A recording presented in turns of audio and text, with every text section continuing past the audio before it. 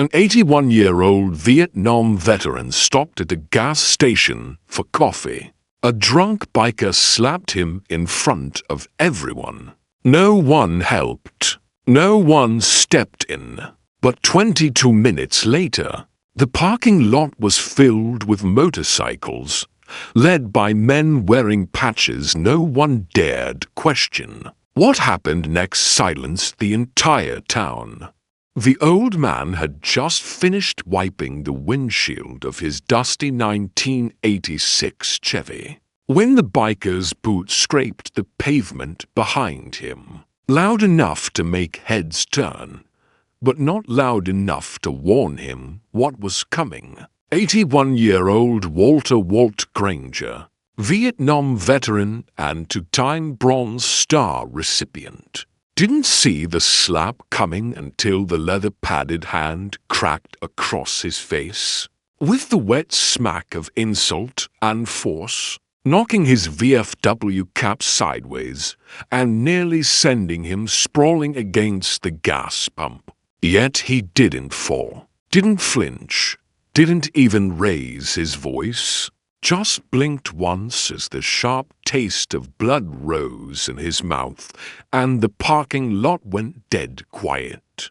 A waitress stopped mid-step with a tray of coffee, a child dropped her stuffed bunny, and the pump beeped behind him, unfinished. The biker, 6'3", and reeking of stale beer, tattoos snaking up his arms like warnings no one dared challenge, laughed and shouted, "Respect." For what?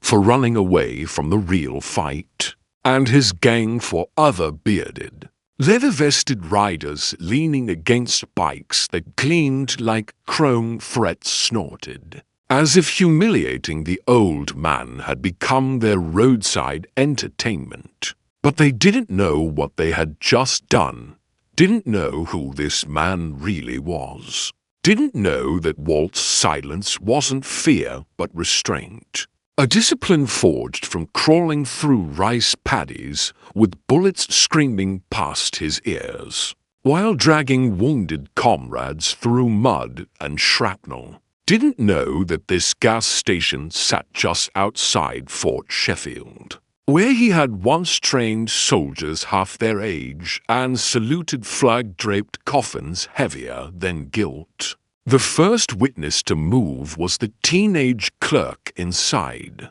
dialing 911 with trembling fingers. But the call would never go through because before the dispatcher could answer, something else happened. A deep growl echoed from down the road. Then another, and soon the distant thunder of engines, more than a dozen.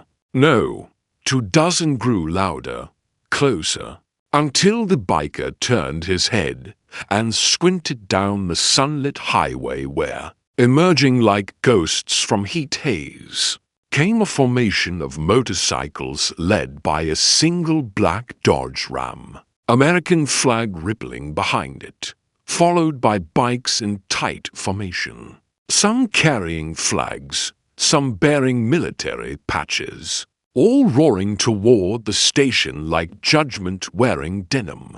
What no one knew except the clerk was that Walt had texted to words minutes before the slap landed.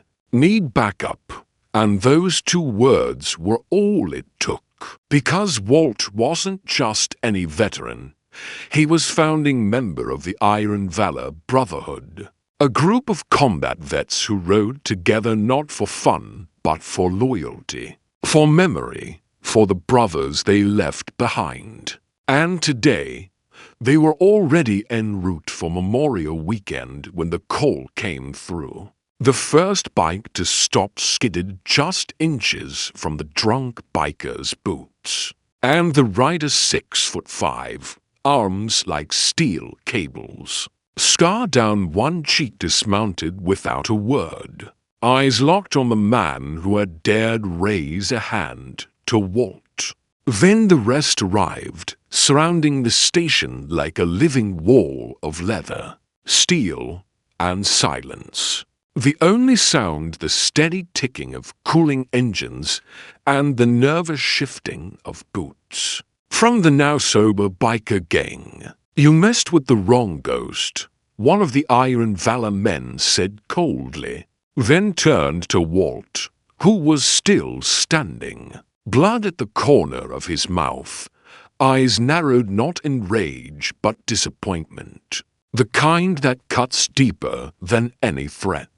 The leader of the gang tried to laugh it off, mumbling something about just a joke, but another Valor vet, this one missing a hand, replaced with a metal prosthetic, stepped forward and held up his phone, replaying the video the gas station cameras had already uploaded to the cloud.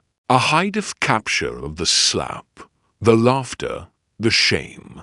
"This ain't a joke," he said, his voice like gravel dragged over steel. And before another word was spoken, the bikers who had come to humiliate were now the ones frozen, suddenly very aware they were outnumbered, outclassed, and outhonored. But no one laid a hand on them, not because they didn't want to, but because Walt raised one shaking hand and said, "No, we don't fight cowards, we teach them."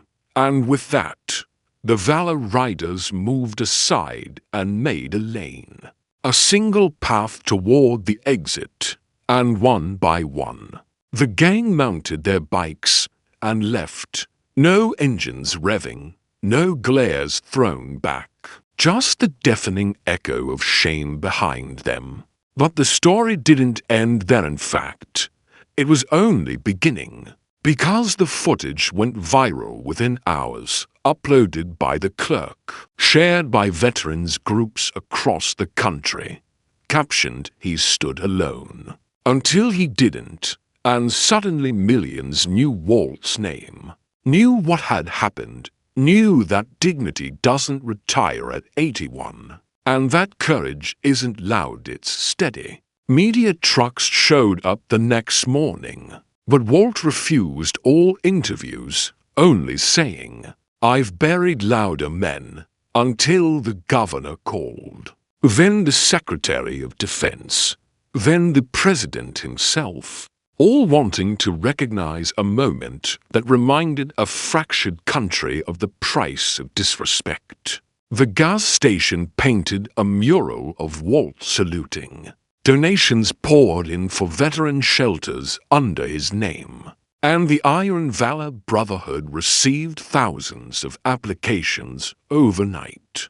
But Walt, he just kept showing up every morning, wiping the windshield of that old Chevy, sipping black coffee, nodding at strangers, because he hadn't done it for fame or vengeance, only for the memory of men who never got to come home and stand at a gas station in peace. And as Memorial Day arrived, a full procession rode through that town, veterans from every war since Korea, flags fluttering, chrome shining, silence thick as reverence as Walt stood in front, saluting not for the cameras, but for his brothers, while across the street, a father whispered to his son, "That's what real strength looks like."